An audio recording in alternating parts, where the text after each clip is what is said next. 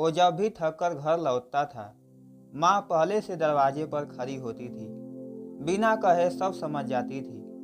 राहुल एक multinational company में काम करता था, लेकिन उसके दिन की असली शुरुआत माँ के हाथ की चाय से होती थी। माँ शांति देवी ने उसे अकेले पाला था।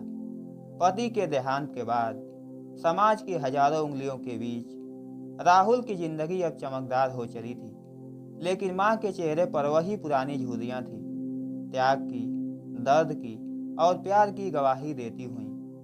माँ ने कभी कुछ नहीं मांगा, सिर्फ राहुल का वक्त चाहा, जो अब उसके पास नहीं था। लेकिन एक शाम जब राहुल लौटा, दरवाजा खुला था, पर माँ वहां नहीं थी। राहुल ने घबराकर पूरे घर में माँ को ढूंढा। रसोई, कमरा, आंगन, हर जगह सन्नाटा था। माँ की चप्पलें वहीं रखी थीं, चश्मा टेबल पर, लेकिन वो खुद कहीं नहीं थी। राहुल का मन बेचैन होने लगा। आज पहली बार वो माँ को खोज रहा था। शायद पहली बार उसे उनकी अहमियत महसूस हो रही थी। तभी मोबाइल पर एक अनजान नंबर से कॉल आया। शांति देवी अस्पताल में है, तुरंत आइए। राहुल दौड़ता हुआ अस्पताल पहुंचा। कॉरिडोर में भीड़ थी, पर वह सिर्फ एक चेहरा ढूंढ रहा था, माँ का। नर्स ने कहा, आप आईसीयू से बाहर बैठिए, डॉक्टर बात करेंगे। राहुल की सांसें तेज हो रही थीं और आंखें नम। उसने खुद से सवाल किया, क्या मैंने कभी माँ की तबीयत पर ध्यान दिया? नहीं, शायद नहीं। माँ हमेशा कहती थी, मैं ठीक हूँ, तू बस काम पर ध्यान दे। पर आज काम का फोन भी साइलेंट था, क्योंकि उसकी दुनिया अब एक आईसीयू के पीछे छुपी थी। डॉक्टर बाहर आए और बोले, आपका नाम राहुल है? हाँ, हमें कुछ जरूरी बात करनी है, अकेले में। डॉक्टर उसे किनारे ले गए और बोले, शांति देवी को हाथ का माइल अटैक आया है, लेकिन बड़ी बात यह है कि उनकी रिपोर्ट्स में एक पुराना इलाज भी दिख रहा है। राहुल चौंक गया। कौन सा इलाज? डॉक्टर बोले, लगता है उन्होंने कुछ महीने से दवाएं खुद ही बंद कर दी थी। क्या आप जानते थे? राहुल की आंखें झुक गई। नहीं, उसे कुछ नहीं पता था। वो बस माँ से पूछ लेता तो शायद आज ये दिन नहीं आता। डॉक्टर ने आखिरी में जो कहा वो राहुल को तोड़ दिया। आपकी माँ ने एक चिट्ठी छोड़ी है, आपके नाम। कांपते हाथों से राहुल ने चिट्ठी खोली। बेटा राहुल, अगर तू ये चिट्ठी पढ़ रहा है तो शायद मैं अस्पताल में हूँ। डरना मत, मुझे कुछ नहीं होगा। मैंने दवाई इसलिए छोड़ी क्योंकि मैं तुझ पर बोझ नहीं बनना चाहती थी। तू बहुत मेहनत करता है और मैं तुझसे कभी भी वक्त नहीं छीनना चाहती थी। पर एक माँ जब अपने बेटे की परवरिश करती है तो सोचती है कि एक दिन बेटा उसे भी उतना ही समझेगा, पर यह उम्मीद भी जरूरी नहीं होती। राहुल की आंखों से आंसू टपक रहे थे। चिट्ठी के अंत में लिखा था, अगर मैं न उठूं तो एक बार मेरी अलमारी के नीचे वाला लॉकर खोलना।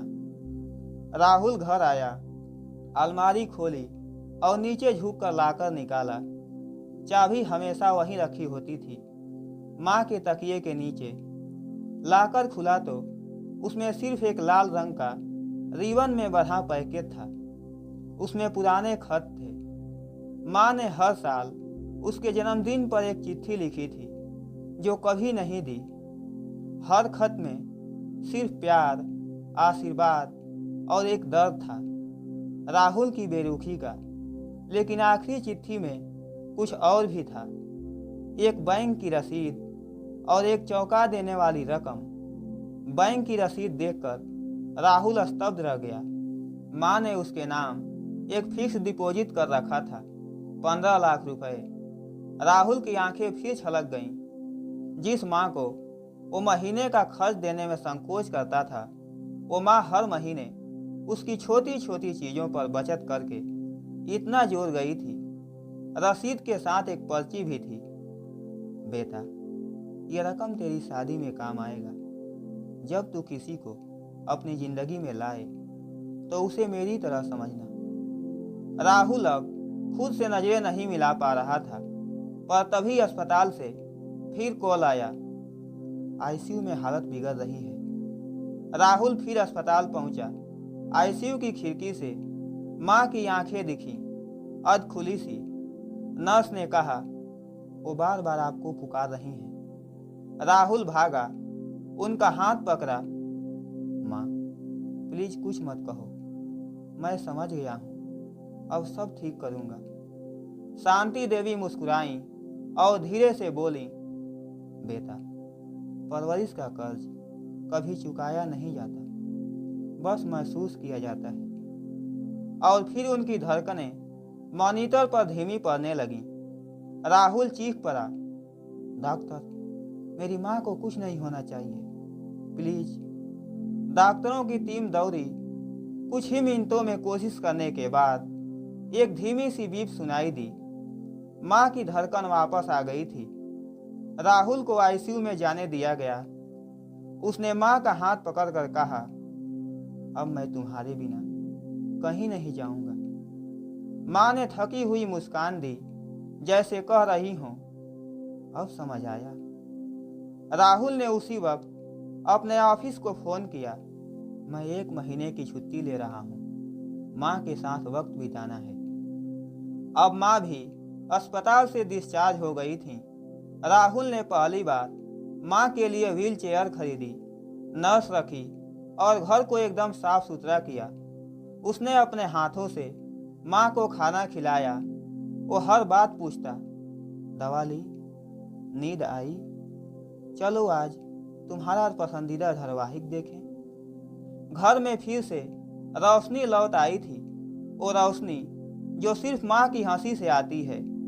लेकिन एक दिन माँ ने उससे पूछा, बेटा, क्या अब भी तुम मुझसे डरता है या मेरे साथ शर्मिंदा होता है? माँ का सवाल सुनकर राहुल जैसे रुक सा गया। उसने माँ की आंखों में देखा, वहां कोई शिकायत नहीं थी, बस एक सीधा सा सवाल था। राहुल ने माँ का हाथ पकड़कर कहा, शर्म तो मुझे खुद पर आती है माँ, आपसे नहीं।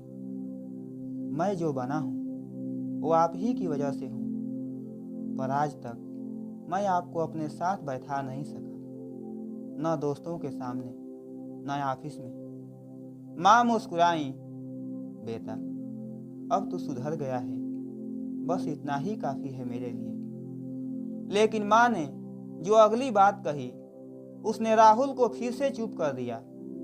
तेरे पापा भी तुझसे बहुत प्यार करते थे। राहुल चौंका। माँ ने कभी पापा का जिक्र नहीं किया था? आपने कभी बताया नहीं माँ? माँ ने आंखें बंद की। तेरे पापा बहुत मेहनती थे, लेकिन परिवार से दूर रहते थे, और जब वो वापस आए तब तू 3 साल का था और उन्हें हार्ट अटैक हुआ था। राहुल को याद नहीं था पापा का चेहरा, बस एक पुरानी तस्वीर थी जो अलमारी में जंग खा रही थी। उन्होंने हमेशा तुझसे मिलने की तमन्ना रखी और जाते जाते बोले, मेरा बेटा कभी किसी के सामने सिर नहीं झुकाएगा। फिर माँ ने धीरे से कहा, वो एक डायरी छोड़ गए थे जो मैंने अब तक छुपा कर रखी है। राहुल ने कांपते हाथों से डायरी खोली। हर पन्ने पर एक पिता का सपना था, अपने बेटे को बड़ा आदमी बनते देखने का। डायरी में पापा ने राहुल के पहले शब्द, पहली मुस्कान, पहले कदम तक सब लिखा था। आज राहुल ने माँ कहा, पर मैं चाहता हूँ एक दिन वो मुझे भी पहचान सके। राहुल की आंखें बार बार भर जा रही थी। उसने कभी सोचा नहीं था कि एक अनदेखा प्यार उसकी परवरिश का हिस्सा रहा है। डायरी के आखिरी पन्ने पर एक लाइन थी, शांति, अगर मैं न रहूं तो इसे कभी अकेला मत छोड़ना। राहुल अब समझ चुका था कि उसकी परवरिश सिर्फ माँ की नहीं, पापा की छाया की भी देन थी। उसने अपने ऑफिस से वर्क फ्रॉम होम की अपील की। माँ अब उसके साथ हर पल थी। चाय पर बातें, पुराने एल्बम, छोटे छोटे हंसी के पल। वो माँ को पार्क भी ले जाता, लोगों से मिलवाता। अब उसे माँ को छुपाने की नहीं, दुनिया को दिखाने की चाह थी।